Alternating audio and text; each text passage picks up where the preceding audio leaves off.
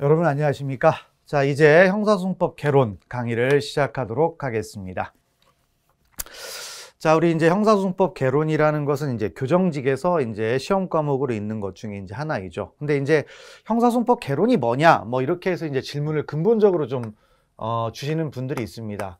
자, 그런데 형사소송법 개론이라는 게 있고 또 다른 직렬에 가보면 자, 뭐 또 있어요? 형사소송법이라는 것도 있습니다. 형사소송법도 있는데 같은 거다 이렇게 생각하시면 되겠어요. 그래서 자, 이론적으로 따지면 이쪽이 조금 더 객관적인 얘기, 그래서 조금 더 쉽다 뭐 이런 느낌이 있는데 실제 시험에서는 큰 차이는 나타나지 않습니다. 그래서 형사소송법 개론과 형사소송법은 실질적으로 사실상 같은 과목이다 이렇게 이제 생각을 하시면 되겠습니다.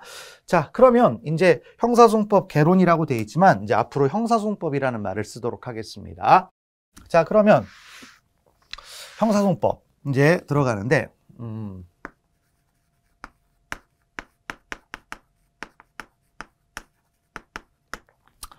자, 형사소송법 과목을 이제 우리가 시험 문제로 따지면 몇 문제가 있습니까? 자, 20문제가 있죠.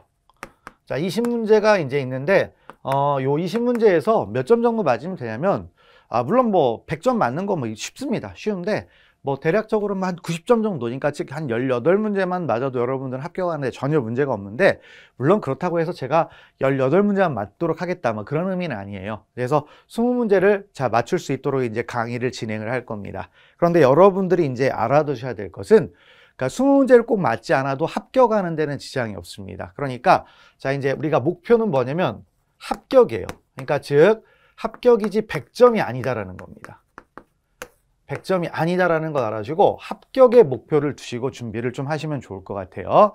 자, 그러면 이제 이 말의 의미는 뭐냐면 대단히 지엽적인 거. 그러니까 시험에 그렇게 많이 나오지도 않았고 어딘가에서 뭐 하나씩 가끔 한번 튀어나왔던, 그러니까 우리가 별로 신경 쓰지 않는 파트는 굳이 이렇게 여러분들이 꼼꼼하게 볼 필요는 없다라는 저는 생각을 합니다. 그러니까 그 부분을 좀 이제 알아두시면 되겠습니다. 그래서 일단 합격을 목표로 좀 하셔라. 합격을 목표로 한다라는 건 100점을 맞지 않아도 합격하는 데는 전혀 문제가 없다. 이거를 알아두시고 공부를 하면은 훨씬 더 편안한 마음으로 준비를 할 수 있다. 자, 이걸 알아주시면 되겠고요. 자, 그러면 이제 어떻게 합격할 것인가? 그러면 이제 한번 생각을 할 수 있는 게 뭐냐면 자, 기본 강의 있죠. 자, 일단 여러분들이 처음에 공부하는데 당연히 형사소송법이 무엇인지 모를 거예요. 무엇인지 모를 건데 당연히 그 내용을 알기 위해서는 뭘 해야 되겠습니까? 자, 기본 강의를 잘 들어야 되겠죠. 자, 그리고 기본 강의를 잘 읽고 그다음에 이제 복습용으로 뭘 해야 된다? 기본서를 잘 읽어야 되겠죠. 자, 기본서를 잘 읽어야 됩니다. 자, 읽고요. 그 다음에 이제 이걸 또 뭡니까? 계속 복습을 하는 거죠. 확인하기 위해서. 그럼 읽었다고 해서 끝날까요? 아니죠. 그래서 바로 문제도 봐야 되겠죠. 자, 문제풀이도 해야 됩니다. 자, 문제풀이는 뭐 제가 이제 뭐 많은 문제를 줄 수는 없지만은 일단 뭐 주로 이제 여러분들이 이제 볼 수 있는 건 이제 기출문제죠. 기출문제. 그래서 이런 것들을 이제 반복을 하는 겁니다. 그래서 요 과정들을 이제 반복을 한다. 반복을 하는 것이 뭐다? 이제 합격으로 가는 길이다. 이렇게 이제 생각을 하시면 되겠습니다. 자, 그래서 이제 저는 이제 강의에서 이제 어떻게 할 거냐면 우리는 좀 짤막하게 좀 이제 하려고 하는 거예요. 그래서 일단 기본적으로 기본 강의를 할 것이고, 그 다음에 기본 강의에 맞춰서 거기에 이제 문제, 물론 많지는 않습니다. 문제풀이도 할 것이고요. 그 다음에 문제풀이도 있고, 그 다음에 최근에 트렌드가 어떻게 되는지 기출문제에서 짧지만 이렇게 진행을 할 거니까 여기에 맞춰서 이제 여러분들이 잘 따라오시면 됩니다. 그래서 일단 여기 있는 걸 충분하게 습득을 하신 다음에 그 다음에 이제 여력이 된다라고 하게 되면 조금 더 이제 두꺼운 뭐 기출문제집이나 이런 것들을 보면서 실력 향상을 해도 되는데 일단 여기에서 충실하게 하셔도 충분히 합격할 수가 있다. 이걸 좀 이제 알아두시고요. 가시면 되겠습니다. 자, 그럼 이제 일단 강의는 이런 식으로 진행되니까 이걸 좀 파악하시고요. 넘어가시면 되겠습니다.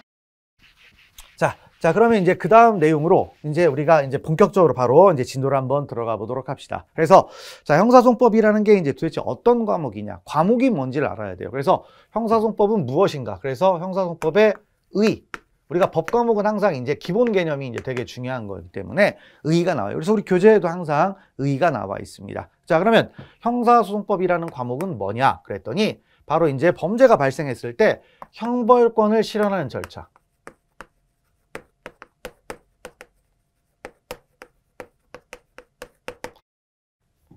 자, 형벌권을 실현하는 뭐다? 절차가 규정된 법. 그래서 형벌권을 실현하는 절차가 규정된 법을 바로 무슨 법이라고 한다? 형사소송법이라고 합니다. 그러면 그 형벌권 실현 절차가 뭔지를 간단하게 이제 알면요, 이런 말이에요.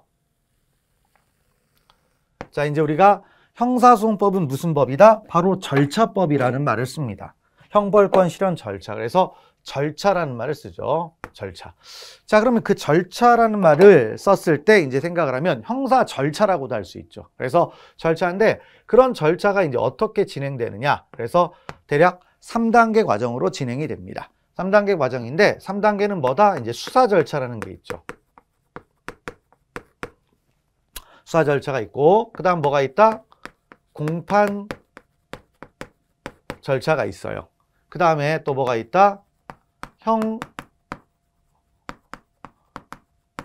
집행 뭐가 있다? 절차가 있죠. 수사, 공판, 형 집행 이런 식으로 이제 나눠질 수가 있습니다. 그러면 이제 어떤 얘기냐? 일단 형벌권을 실현한다라고 하게 되면 일단 먼저 사건이 발생을 해요. 범죄가 발생을 하면 자, 이제 수사가 뭐다? 사건이 이제 개시가 되죠. 수사가 개시가 되고, 그러니까 여러분들 형사소송법은 되게 쉽습니다. 왜 쉽냐면 사회에서 어떤 범죄 사건 같은 게 발생할 수 있어요. 뭐 예를 들어서 살인 사건이 발생을 했다. 그럼 살인 사건이 발생했으면 뭡니까? 일단 범인 잡아야 돼요, 안 잡아야 돼요? 잡아야 되겠죠. 그 잡기 위한 절차가 있어요. 그럼 일단 잡는 과정들이 대체적으로 뭐냐? 뭐라고 한다? 수사 절차라고 부릅니다. 근데 잡았다고 끝나나요? 아니죠. 잡았다고 끝나는 게 아니고 이 사람을 잡아가지고 조사를 한 다음에 자, 뭘 해야 됩니까? 법의 심판대에 세워야 되겠죠. 그 심판대에 세우는 과정을 이제 공판 절차라고 하는데 여기서 여기로 넘어가는 과정이 있어요. 그래서 그게 뭐다? 기소. 그 다음에 이제 공판 절차에서 뭘 합니까? 다투죠. 유죄냐 무죄냐 막 이런 걸 다투는 거예요. 다퉈가지고 법원이 유죄가 맞다라고 이제 재판을 뭐 할 수가 있어요? 확정을 시킬 수가 있겠죠. 그러면 살인사건이 발생을 했습니다. 그 살인사건에 대해서 뭘 할 수가 있어요? 이제 형벌이 부과가 되겠죠. 뭐 무기징역이다. 아니면 징역 30년이다. 아니면 사형이다. 이런 게 들어가겠죠. 그러면 뭐가 있다? 형집행 절차. 이렇게 세 단계 과정으로 뭐가 된다? 형사 절차가 진행이 됩니다. 진행이 되는데 그 절차를 바로 우리는 형사 절차 이렇게 부른다라는 거예요. 그래서 이 과정이에요. 이것을 형사소송법이라고 할 수 있습니다. 그러니까 문자로 얘기하면 이렇게 가는 거고 그림으로 보면 이렇게 갈 수가 있습니다. 그러면 우리가 수업에서 공부해서 배우는 게 바로 이 부분이에요. 이 부분이다. 근데 이 부분인데 약간의 요령을 잠깐 얘기하면 이쪽은 거의 나오지 않습니다. 거의 나오지 않아요. 물론 교정 요지에 일단 있으니까 이쪽도 조금 나올 수가 있는데 최대한 간단하게 보시면 돼요. 그래서 여기하고 여기가 조금 더 우리의 공부의 주력이 될 수가 있습니다. 그래서 여러분들이 이제 공부를 하는데 여기에다가 살을 붙여가는 과정이 여러분들의 공부 과정이라고 보시면 돼요. 그래서 이 뼈대도 이해를 못한다. 그러면 이제 뭐 공부가 안 된 거죠. 하지만 여기에서 계속 여러분들이 공부를 하면서 살을 붙여나가는 과정들이 반복된다고 하면은 누구나 다 형사소송법의 달인이 될 수가 있다. 이런 걸 좀 알아주시면 됩니다. 그래서 여기에 살 붙이는 과정이에요. 살 붙이는 과정인데 약간 먼저 몇 가지 좀 팁을 드리자면 여러분들이 당연히 우리가 법 과목이라는 것은요. 언어적인 학문이기 때문에 일단 언어적으로 다 정의가 돼요. 여러분들의 주관적인 생각으로 정의가 되는 게 아니라 이미 사회적으로 약속된 용어의 정의가 있습니다. 그런 용어의 정의들을 정확하게 이제 볼 필요가 있는데요. 몇 가지 잠깐 얘기를 하겠습니다. 물론 이제 다 얘기할 수 없으니까. 그러면 이제 우리가 수사를 합니다. 수사를 하면 수사 받고 있는 사람이 있겠죠. 수사 받고 있는 사람은 우리가 법적으로 뭐라고 부른다? 뭐라고 부른다? 피의자라고 불러요. 자, 이 사람이 왜 피의자입니까? 이유 없어요. 그냥 수사 받고 있으니까 피의자예요. 범죄 혐의가 있다고 판단되어 수사의 대상이 된 자, 이 사람을 우리는 뭐라고 부른다? 피의자 이렇게 부릅니다. 그 다음에 이 피의자가 이제 검사에 의해서 기소가 될 수가 있겠죠. 자, 기소가 되면 무슨 재판 뭘로 바뀐다? 피고인으로 바뀝니다. 피고인으로. 그래서 피의자에서 뭘로 바뀐다? 피고인으로 바뀐다. 왜 피고인입니까? 간단해요. 기소됐으니까. 그 다음에 우리가 알 수 있는 것은 피고인이다. 자, 지금 현재 절차가 뭐다? 공판 절차구나. 이런 걸 알아요. 공판은 재판을 얘기해요. 공개 재판.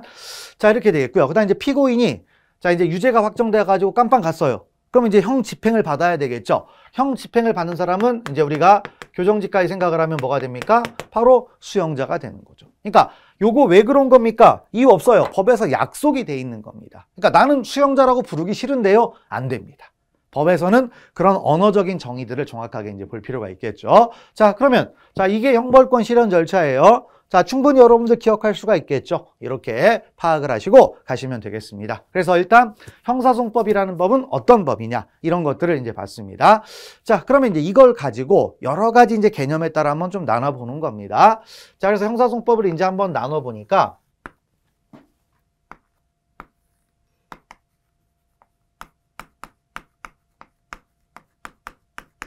자, 뭐가 있다? 형식적 의미의 형사소송법도 있고요. 실질적 의미의 형사소송법도 있습니다. 그러니까 법과목을 하면은 항상 처음에 나오는 용어정의예요. 그래서 이거는 여러분들이 약간 그 분류 방법을 좀 알아두면 되게 편한 건데, 자, 일단 형식적이라는 말은 무슨 뜻이냐면, 자, 우리가 뭔가를 형식적으로 본다 이 말은요, 항상 뭘 본다라는 거냐면 명칭이나 이름을 보겠다라는 뜻입니다. 그 안에 어떤 내용이 들어있다라는 것은 신경 쓴다, 신경 쓰지 않는다, 신경 쓰지 않습니다. 그 다음에 이제 실질적이라는 말은 명칭이 아니고 뭘 보겠다? 그 안에 어떤 내용을 담고 있느냐 이런 것들을 볼 수가 있어요. 자, 그러면 형식적 의미의 형사소송법은 무엇이냐 이걸 따지는데, 형식적 의미의 형사소송법은요 이런 뜻이죠. 형사소송법이라는 명칭을 가진 법입니다.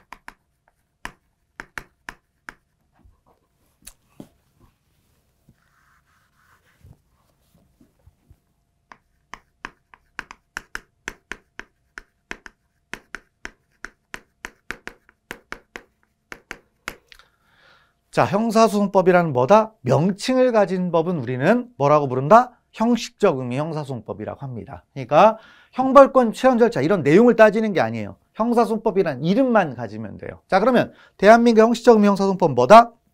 하나가 있어요. 형사소송법전이라는 게 있습니다.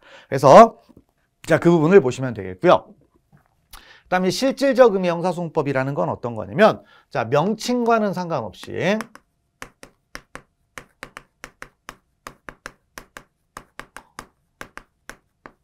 명칭과는 상관이 없습니다. 그러면 어떻게 되냐면 명칭하고는 전혀 상관없이 뭐다? 형벌권 실현 절차 이게 들어가 있으면 돼요.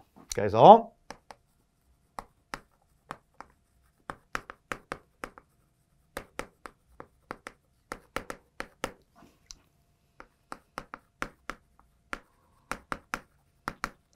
자, 명칭과는 상관없이 형벌권 실현 절차가 규정된 법이에요. 그러니까 형벌권 실현 절차가 들어가 있는 그런 형벌권 실현 절차라는 내용이 들어가 있는 법.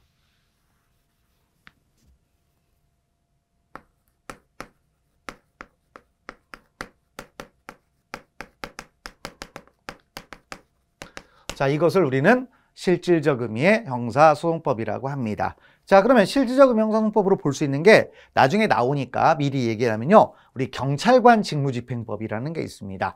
자, 그래서 수사를 할 때 경찰관 직무집행법에 따라서 불신검문 같은 걸 할 수 있거든요. 근데 불신검문은 수사 절차의 출발점이에요. 출발점이기 때문에 그것도 우리는 실질적 의미의 뭘로 본다? 형사소송법으로 봅니다. 하지만 형식적으로는 형사소송법이 아니에요. 아니겠죠. 그래서 이렇게 이제 알 수가 있겠고, 그러면 이제 우리의 학습 범위는 어디냐? 여기를 얘기한다라는 겁니다. 어디를 얘기한다? 여기를 얘기한다. 그래서 앞으로 이제 이 부분을 공부해 나갈 겁니다. 자, 그래서 이제 그 정도까지를 알아두시고요. 그다음에 이제 뭐 형법과의 관계 뭐 큰 의미는 없습니다. 일단 넘어가시면 되겠어요. 그래서 형사소송법이라는 법이 어떤 법이냐 이걸 좀 알아주시고, 그러면 여러분들이 이제 신경 써야 될 것은 이 그림을 꼭 기억을 해두시면 좋을 것 같습니다. 자, 이게 여러분들의 이제 공부의 시작이고 끝이다. 자, 이걸 잘 파악하시고요. 넘어가시면 되겠습니다.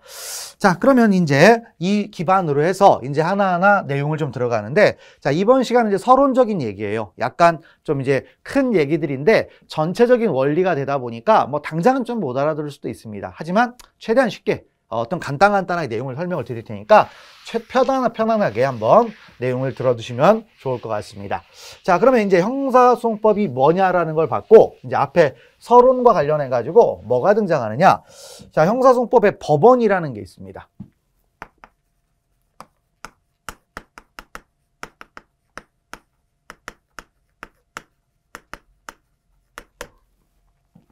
자, 형사소송법에 뭐다? 법원.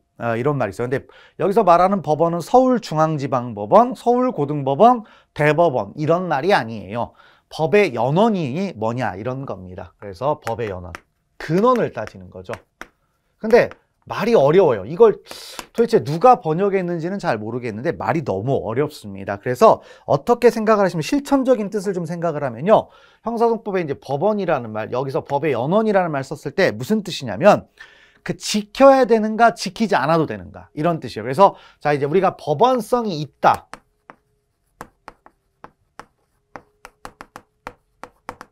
그다음에 이런 법원성이 없다.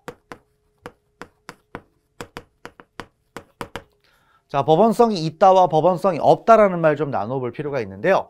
자, 법원성이 있다라는 말은 안 지키면 위법이다라는 뜻입니다.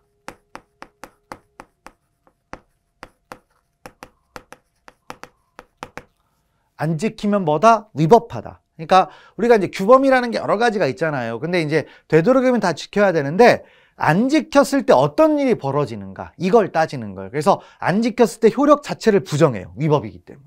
그런 건데 자 법원성이 없다라는 뜻은 안 지켜도 위법은 아니다. 물론 다른 이유 때문에 위법이 될 수는 있어요. 하지만 법원성이 없는 그런 규정이 있을 겁니다. 그런 것들은 안 지켜도 위법은 아니다라는 겁니다. 이런 실천적인 뜻을 알아두고 내용을 이제 보시면 되겠습니다. 그러면 법원성이 이제 문제가 되는 게 어떤 것들이냐? 자, 우리가 이제 법체계죠. 형사소송법이라는 법이 있어요. 그럼 이제 법을 따지는데 거기에서 이제 해석 기준 가지고 따지는데 그럼 이제 어떤 것들을 가지고 형사소송법을 해석해 나가야 되느냐? 뭐 여러분들이 요즘 뉴스 보면은 헌법 얘기가 참 많이 나옵니다. 그래서 헌법 얘기를 쭉 하는데 바로 국가 최고의 법이 있어요. 바로 뭐가 있다? 헌법이라는 게 있습니다. 헌법. 그러면 우리나라 모든 법 질서의 근간이 되는 건 뭡니까? 헌법이겠죠. 그 다음에 또 헌법 밑에 뭐가 있습니까? 법률이라는 게 있습니다. 법률. 그 다음에 또 뭐가 있다? 명령이라는 것도 있습니다. 자, 명령에는 이제 규칙이나 조례 이런 거 다 포함하는데 그냥 명령 이렇게 이제 보시면 돼요.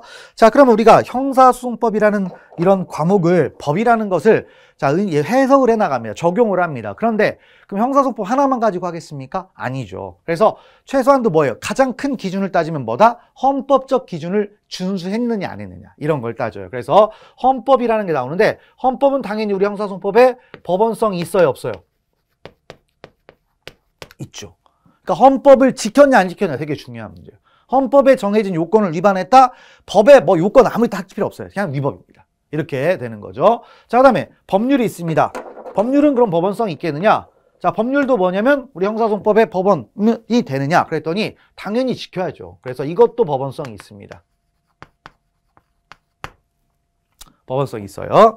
자, 그런데 이제 문제는 명령이라는 게 있습니다. 명령은 이제 우리가 대통령령 뭐 다음에 뭐 법무부령 뭐 이런 것들을 생각을 하시면 돼요. 그래서 명령과 이제 뭐 규칙 이런 게 있는데 자, 이거는 법원성이 있겠느냐 이걸 따졌는데 자, 일단 기본적으로 우리가 형사소송법이라는 건 이제 법률이거든요. 법률을 적용하는데 또 중요한 게 이제 형사절차 법정주의라는 게 있어요. 뭐 일단 그건 일단 여기서는 중요한 건 아니니까. 자, 그럼 뭐가 되면 원칙. 어떻게 되느냐? 형사절차 법정주의라는 말은 형사 절차는 법률로 정해야 된다고 되어 있어요. 그러니까 법률까지만 신경을 쓰자. 그래서 원칙적으로 법원성을 인정하겠다 안 하겠다? 안 합니다. 안 하는데요. 근데 이제 여기에는 예외가 하나 있어요. 예외가 있어요. 바로 뭐냐면 대법원 규칙이라는 게 있습니다. 대법원 뭐가 있다? 규칙이 있어요. 대법원 규칙이 있는데 대법원 규칙은 이제 헌법 108조에 가보면 대법원은 법률에 저촉되지 않은 범위 내에서 자, 소송 절차에 관한 규칙을 정할 수 있다 이렇게 되어 있어요. 그래서 헌법의 위임을 받았기 때문에 이것만큼은 예외적으로 법원성을 인정해준다 안 해준다? 법원성을 인정해줍니다. 인정해줘요. 그래서 요걸 좀 이제 알아주시면 됩니다. 그러면 법원성 인정받는 거 뭐예요? 헌법, 법률, 그 다음 뭐다? 대법원 규칙. 이 세 가지가 있습니다. 자, 그리고 자, 법원성이 이제 부정되는 거에 이제 뭐다? 명령의 대표적인 게 뭐냐? 대통령령이에요. 아니면 또 뭐가 있다? 법무령 같은 걸 생각을 하시면 되겠죠. 그래서 형사소송법은 법률만 가지고 따지자. 그리고 유일한 예외는 뭐다? 대법원 규칙이다. 그걸 파악을 하시면 되겠습니다. 자, 근데 이제 이게 기본적으로 이제 법원성과 관련된 얘기인데, 근데 여기서 좀 이제 확장할 내용이 바로 이 법률과 관련해서 이제 경계선에 있는 것들이 있습니다. 그래서 같이 이제 확장판이 뭐냐면 판례가 있어요. 그 다음 뭐가 있다? 조약이라는 게 있어요. 판례와 조약이라는 게 과연 법원성을 인정받을 수 있겠느냐, 이게 나오죠. 우리가 판례가 뭡니까? 대법원이나 헌법재판소에서 어떤 사건에 대해서 자 내용을 쓰면서 어떤 논리를 만들어 주겠죠. 자 그런 걸 우리는 판례라고 할 수가 있는데, 자 일단 근데 판례에서 뭐냐면 우리 판례는 크게 몇 가지가 있다? 두 가지가 있습니다.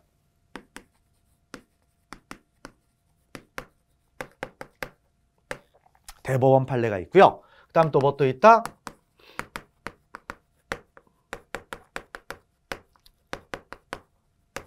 자, 뭐가 있다? 헌법재판소 판례가 있습니다. 자, 그러면 이제 판례가 혹시 법원성을 인정받을 수 있겠느냐? 근데 우리나라는 그러니까 입법주의를 따지면 성문법주의와 불문법주의 이런 것들을 따질 수가 있는데요. 그러니까 전 세계적으로 보니까 성문법, 즉 법전을 가지고 있는 나라가 있고 불문법, 그래서 문서화된 법전이 없는 나라가 있을 수도 있어요.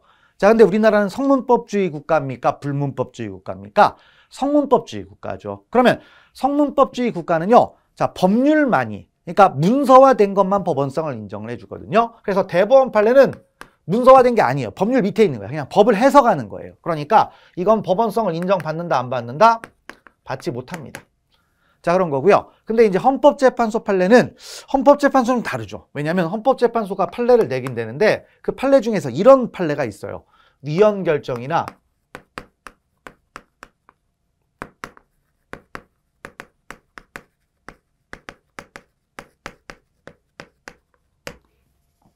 자, 뭐가 있다? 위헌 결정이나 헌법 불합치 결정이 있습니다. 그러면 자, 위헌 결정이나 헌법 불합치 결정을 받으면요, 어떻게 된다? 이 법은 효력을 상실해 버려요. 그러니까 헌법재판소에서 법의 효력을 없애버린다라는 얘기죠. 그러면 요게 위에 있습니까? 법률이 위에 있습니까? 이게 위에 있는 거죠. 그러니까 법률 위에 있으니까 이것만큼은 예외적으로 법원성을 인정해준다, 안 해준다? 인정해준다라는 겁니다. 그걸 파악하시면 되겠고요. 자, 그다음에 이제 조약이 있어요. 조약은 이제 국가끼리 조약을 맺는 거잖아요. 근데 이제 국가의 조약을 맺을 수 있는 뭐죠? 최고의 권력자는 누구냐면 대통령입니다. 국가 원수예요. 근데 이제 국가 원수가 나라 팔아먹을 수도 있잖아요. 그러다 보니까 자, 이제 조약대에 대해서 국회의 동의를 받아야 되는 조약이 있고 국회의 동의를 안 받아도 되는 조약이 있습니다. 그래서 자, 국회의 동의를 받지 않는 조약이 있습니다.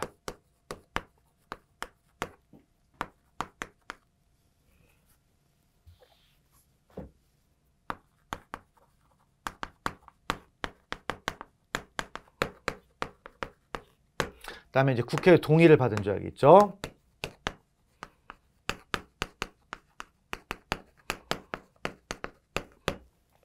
자, 국회의 동의를 받았냐 받지 않냐는 따지는데, 자, 국회의 동의를 받지 않으면요, 장관들이 가서요. 장관들이. 그럼 장관들이 가서 하면 법무부령 정도밖에 안 되는 거죠. 법무부령이니까 명령이죠.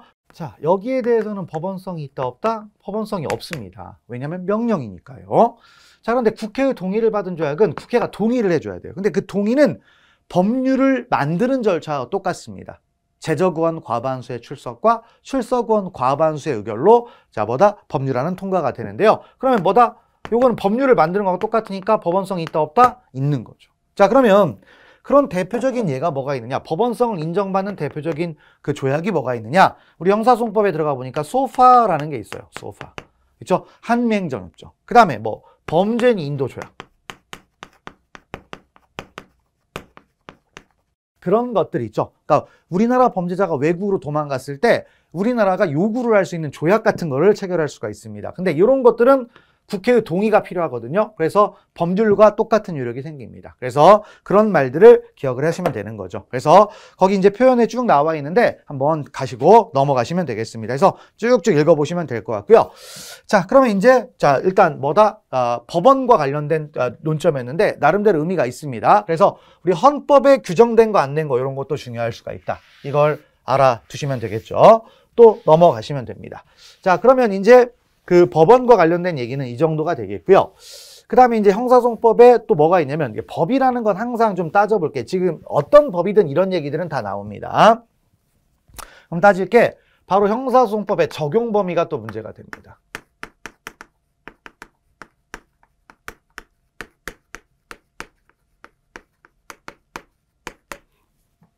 뭐가 문제가 된다? 적용 범위가 문제가 됩니다. 그러니까 법이라는 게 이제 만들어지면 어디에 적용되느냐, 누구에게 적용되느냐, 언제까지 적용되느냐 이런 문제가 되죠. 그래서 세 가지 정도의 논의가 있어요. 바로 뭐가 있다?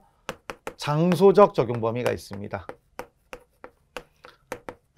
그 다음에 자, 시간 뭐다? 인적 적용 범위가 있죠.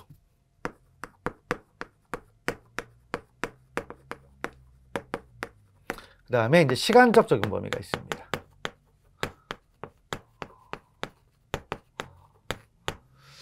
자, 장소적 적용 범위, 그 다음에 뭐다? 인적, 그 다음에 뭐다? 시간적이 있는데, 이 장소적 적용 범위라는 말은 뭐냐면 어디까지 적용할 수 있겠냐 이거예요. 그러면 이 법의 적용은 그 나라의 주권과 일치하는 겁니다. 주권이 미치는 곳은 어디예요? 우리나라겠죠. 우리나라면 다 적용되는 겁니다. 그러니까 특별하게 문제될 거 없는데, 여기는 이제 뭐냐면 뭐가 의미가 있느냐?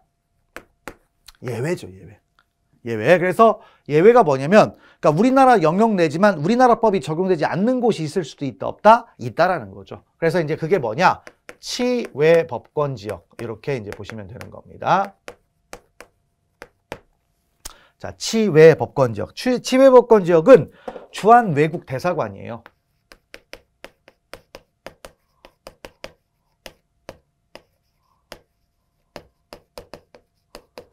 자, 치외 법권 지역은 뭐다? 주한 외국 대사관이다. 그래서 우리나라에 있는 대사관들 있죠? 외국 대사관들 있잖아요. 거기는 뭐다 이제 이 치외 법권 지역에만 별로 좋은 건 아닌데 외교 관계에 관한 비엔나 협약에서 그 나라의 법이 적용되지 않도록 하고 있습니다. 그러니까 자국 영토처럼 취급하겠다라는 거죠. 만약에 미국 대사관이 있다, 그럼 미국 대사관은 미국 사람들 입장에서는 미국 땅인 거예요. 마찬가지로 우리나라가 뭐 중국의 대사관이 있을 수도 있죠. 그러면 그 대사관은 우리나라 땅이 되는 겁니다. 그런 식으로 판단을 하게 돼 있어요. 자, 그래서 그런 얘기인데, 근데 주의할 것은 대사관은 치외법권 지역이 맞습니다. 하지만 자, 영사관은 치외법권 지역이 맞다, 안 맞다? 맞지 않습니다. 자, 그런 걸 파악을 해두시면 되겠죠. 그래서 이 정도를 좀 주의하시면 될 것 같고요. 그 다음에 이제 마찬가지로 인적 적용 범위를 따지는데, 그러면 이제 누구한테 적용할 것인가? 그러면 여기 안에 들어있는 모든 사람한테 적용합니다. 내국인, 외국인 안 따져요. 자, 근데 여기도 마찬가지로 뭐가 있다? 예외가 논의가 되는 거죠, 예외. 예외. 그러니까 안에 있는 사람이지만 우리나라 법이 적용되지 않는 경우도 있을 수가 있다는 겁니다. 그럼 어떻게 되느냐? 일단 국내법상 예외가 있습니다. 우리나라 법이 있을 수가 있겠죠? 자, 그러면 국내법상 예외에 누가 등장하느냐? 둘이 등장합니다. 누구 있죠? 대통령. 그 다음 뭐가 있습니까? 그 다음 뭐가 있다? 회의원이 있죠. 자, 그래서 대통령에게는 뭐가 있어요? 뭐 요즘 뉴스에 많이 나오니까 뭐죠? 불소추 특권이 있죠. 불소추 특권은 뭐예요? 내란과 외환의 경우를 제외하고는 재임 중에는 소추당한다. 소추라는 말은 기소예요, 기소. 그래서 기소당한다, 당하지 아니한다, 기소당하지 아니한다. 그래서 불소추 특권이 있습니다. 자, 그다음에 국회의원은 두 가지의 특권이 있습니다. 뭐가 있다? 체포 특권과 그다음 뭐가 있어요? 면책 특권이라는 게 있습니다. 불체포 특권과 뭐가 있다? 면책 특권이 있습니다. 자, 불체포 특권은 국회의원은 현행범인인 경우를 제외하고는 회기 중 국회의 동의 없이 체포 구금당하지 아니한다. 이런 말이 있습니다. 그래서 이런 말이 있다. 그래서 알아주고요. 그다음에 이제 불소특권 대통령은 뭐예요? 내란과 외환을 제외하고는 재임 중 소추당하지 아니한다. 이런 말이 있고, 그다음 면책 특권은 어떤 거냐? 국회의원이 국회에서 직무와 관련한 발언과 표결에 대해서는 국회외에서는 책임지지 않는다라는 얘기입니다. 그래서 우리는 소송법에서는 여기가 좀 중요합니다. 면책특권. 그래서 만약에 면책특권에 해당하는 걸 검사가 기소를 했어요. 그러면 국회외에서 책임을 지지 않아야 되는데 기소가 됐으니까 법원이 재판하겠습니까? 재판하지 않겠죠. 그래서 무슨 재판을 하느냐? 공소기각 판결이라는 걸 합니다. 그냥 있구나 정도로 알아서요. 그러니까 이건 무효라는 뜻이에요. 법원은 재판 안 할 거야 라고 하면서 끝내버립니다. 무슨 재판? 공소기각 판결. 이렇게 있습니다. 자, 그 다음에 이제 또 뭐가 있어요? 국제법상 예외가 있습니다. 자, 국제법상 예외는 이제 조약이죠. 외교관계에 관한 비엔나 협약이 있는데 국회의 동의를 받았어요. 법원상은 인정받습니다. 자, 그래서 국제법상 예외에 가보면 어떻게 되어 있느냐? 자, 일단 외국의 국가 원수가 있습니다. 외국의 국가 원수. 그 다음에 또 누가 있냐면 그 가족이 있어요. 그 다음에 또 누가 있냐면 대한민국 국민이 아닌 수행자가 있습니다.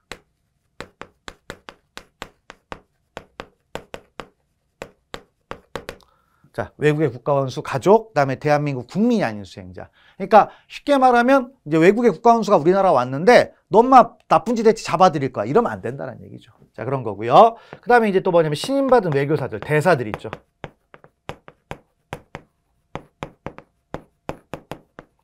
이런 게 있습니다. 물론 이제 여기에 이제 주둔하는 군대도 있는데 군대는 소파가 있어요. 우리나라에 미군밖에 주둔 안 하잖아요. 그러니까 소파로 가는 거고 여기에는 일단 빠지면 된다. 그래서 요 부분을 이제 파악을 하시면 되는 겁니다. 자, 됐고 넘어가시면 되겠고요. 그다음에 이제 시간적 적용 범위라는 게 있는데 법이라는 게 영원히 적용될 수는 없잖아요. 그래서 언제부터 언제까지 적용되느냐 이런 얘기인데 자, 이건 뭐다? 제정시부터 폐지시까지입니다.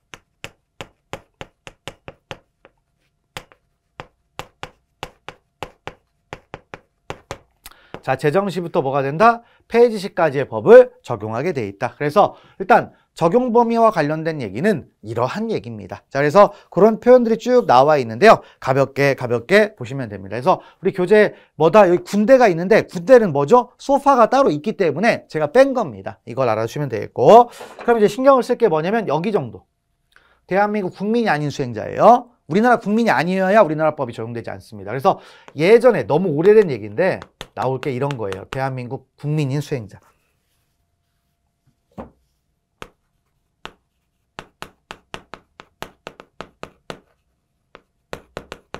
자, 이런 사람은 우리 형사소송법을 적용한다 안 한다? 적용합니다. 그러니까 예외에 들어가면 안 되겠죠? 우리나라 사람이면 그렇다라는 거죠. 그래서 이런 취지를 좀 파악을 하시고 가시면 되겠습니다. 자, 그래서 이제 우리가 형사소송법이 무엇인가에 관한 이야기들 한번 살짝 얘기를 했고요. 그 다음에 이제 어떻게 바라봐야 되는지, 그 다음에 적용 범위, 법원성 이런 부분이었는데 충분히 여기에서도 여러분들이 한 문제가 나올 수가 있어요. 그러니까 이번 수업 시간에서도 한 문제가 충분히 등장할 수가 있으니까 그런 것들을 잘 파악하시고 가시면 되겠습니다. 자, 그래서 첫째 시간 수업은 이렇게 됐는데 처음에 제가 이제 약간 OTJ 개념으로 좀 얘기를 했는데 여러분들이 좀 편안하게 접근하시고요. 너무 깊게 파지 마세요. 깊게 파면 망합니다. 그러니까 수험생적인 접근이 좀 필요하다. 뭐 학문적으로 접근하려고 생각하지 마시고 주어진 거에 최선을 다하면 누구나 다 합격할 수가 있다. 이걸 파악하시고요. 자, 이제 두 번째 시간부터는 이제 또 진도를 좀 속도를 좀 내야 되겠죠. 그래서 형사소송법의 이념과 구조 이 부분이 등장할 텐데 자, 이 부분부터는 다음 시간부터 진행하도록 하겠습니다. 자, 수고하셨습니다.